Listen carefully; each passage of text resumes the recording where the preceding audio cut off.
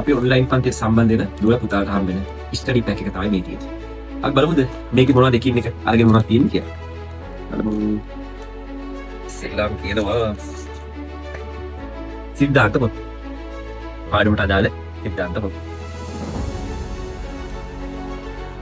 ඊට පස්සේ තියෙනවා මේ පාඩමට අදාළ ප්‍රශ්න පොත. මේ පාඩමේ සිද්ධාන්ත අපි ඉගෙනගෙන ඒ සිද්ධාන්ත වලට අදාළව නිර්මාණය කරපු ප්‍රශ්න පොත තමයි මේ තියෙන්නේ. මේක ගෙදරදී පාඩම කරලා ඉවරලා අපි කරන වැඩ පිළිවෙල. ඊට පස්සේ කවල දෙකක් විතර මොනවද බලමු. මේ තමයි මේ පාඩමට අදාළව එදිනෙදා අපි කරන ඒ පාඩම එක දවසක් කරලා ඊළඟ දවසේ ඔයාලා මේ පේපර් එකට උත්තර ලියලා තියෙන්න ඕන. ඊට පස්සේ අපි ඊළඟ දවසේ පන්තිය පටන් ගන්නෙ මේ පේපර් එක සාකච්ඡා කරලා. මේක නිව් කවර් එකකට දාලා හරි පැහැදිලිව අංක කරලා තියෙනවා පළවෙනි පේපර් එක දෙවෙනි පේපර් එක කියලා. ඒතර මේ පාඩමට අදාළව මේ වගේ පේපර්ස් දෙකක් තියෙනවා.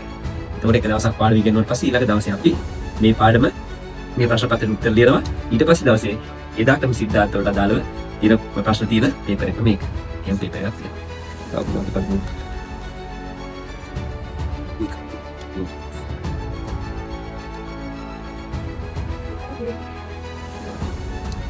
සම්පූර්ණ පාඩමේම ටෙස්ට් එක. යුනිට් ටෙස්ට් එක. යුනිට් ටෙස්ට් එක. ඒ සම්පූර්ණ පාඩම වුණාට පස්සේ අපි කරන යුනිට් ටෙස්ට් එක මේකේ. right. ඊට පස්සේ යුනිට් ටෙස්ට් එක ලියන්නේ මොකද?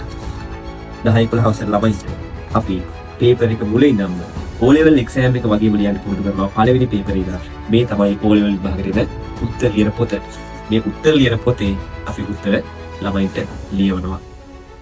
ඒ හැමදේම කියලා මේ තියෙන්නේ MCQ බහුවර්ණ ප්‍රශ්න වලට අදාළ උත්තර ලියන answer sheet එක. මේකත් අපි කරනවා සම්පූර්ණ full pack එකක්. ඒ විතරක් නෙවෙයි.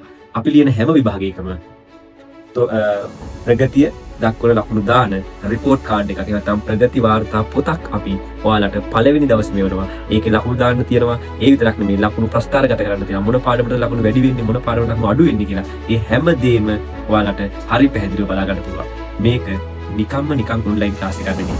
මේක ෆිසිකල් ක්ලාස් එකක් වගේම ඊටත් වඩා එහා ගියපු ඔන්ලයින් ක්ලාස් එකක්. ඉන්න අපිත් එක්ක සම්බන්ධ වෙන්න. අපි ගෙදර ඉඳන් ඔන්ලයින් කරමු ෆිසිකල් ක්ලාස් එකක් වගේ.